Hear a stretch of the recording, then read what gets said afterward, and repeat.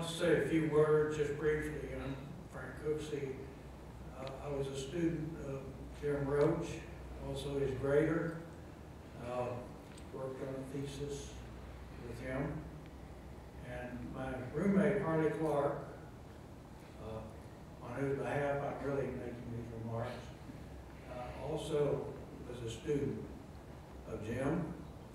We all lived in the Tejas Club. Dave Welburn, who also since his best, was our roommate as well. And he's retired at the University of Tennessee as a political science professor. Harley had a mild stroke about 2 weeks ago, and we talked about this event just recently. And he wanted me to convey to everyone the respect and admiration that we all had for Jim Roach. I will summarize it very quickly in these words. Harley said, and I agree with him on this, Jim Roach was the person who introduced us to a wider world. In other words, for all of those who came to the University of Texas from these small towns, Lawn, McCamey, these little places, all over the state of Texas, and then from the larger cities, we were exposed to someone who brought us into the great world beyond our state and our nation. And we were enabled to have a vision of what it meant to be a citizen of the world, not just a citizen of the United States or the state of Texas or the city of Austin. So, my respects to Jim Roach, our professor, the man who introduced us to a wider world.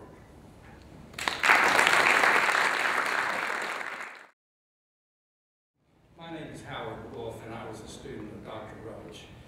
And I love all these stories, but I have all of that and maybe a little bit more. I'm probably one of the reasons he did not want to have a memorial service, and certainly would have objected to that.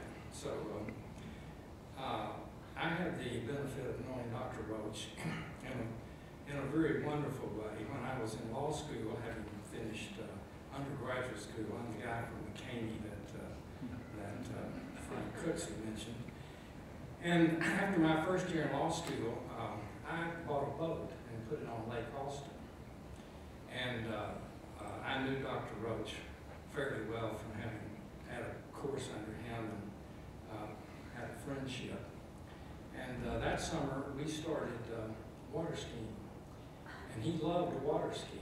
He may have been a great handball player, but he was also a very good water skier.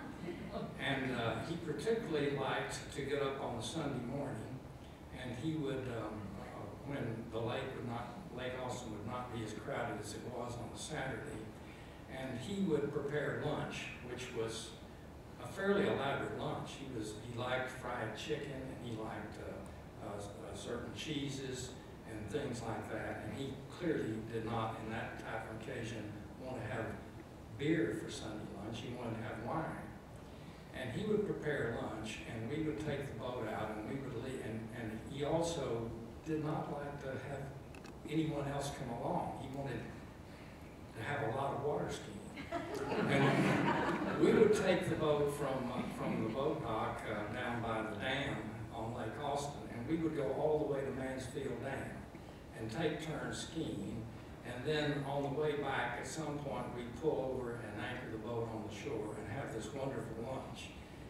And we must have done this, I'm going to estimate that summer, at least 8 or 10 times that we would have that type of a Sunday morning.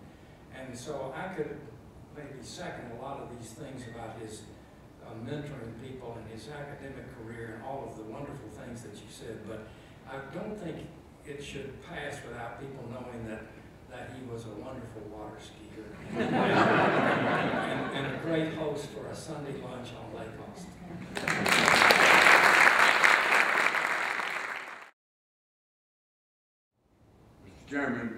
thought has occurred to me that I should add a few personal remarks to this, but so many of the things I would have said about Roach have already been said. Perhaps not as warmly, or you understand. Jim and I came here in the same week in 1949. He beat me here by 2 days. And we both had our offices in O.B. Hall. Most of you in this room never saw, some of you never heard of B. Hall. It was, I think at that moment, the oldest building on the campus. And his office was right next to mine. And we came here, we both came out of the Midwest. We both went then for graduate work. He went to Harvard and I went to Yale. And the department was looking for 2 people at the time. One to do comparative politics and one to do international relations. And so they brought Roach here to do the one and me to do the other. And so the times we've had together, I would put up and match in comparison with most any of you. He was my great friend, and I would like to think that I was one of his great friends. And there are little episodes, little doodads of memory that I could bring up.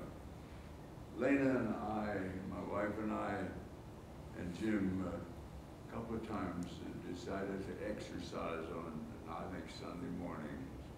And we got bicycles and rode up and down the western hills of Austin, Texas. I can't imagine what possessed us. But we were young and innocent, ignorant at the time. Roach always had an apartment somewhere in the early years, close to the campus. And Lane and I began to have our families, the principal figures of which are on my right elbow here. And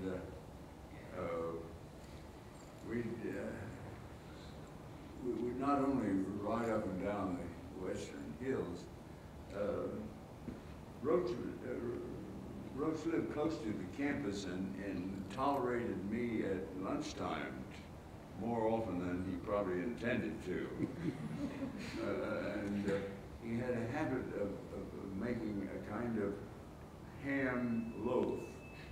And, 2 or 3 times a week, I would have ham loaf in this apartment that he rented 2 or 3 blocks from the campus. Well, what do we do for an occasion like today? We share memories. And if you don't find that ham loaf is exhilarating, it at least was persistent. And I ate ham loaf and lunched with Roach regularly and joyfully. What else can I tell you about him? Things keep running through my mind, but most of them I really don't want to share. He was a blessed man, I tell you. We all love Jim Roach, and I love him to this day.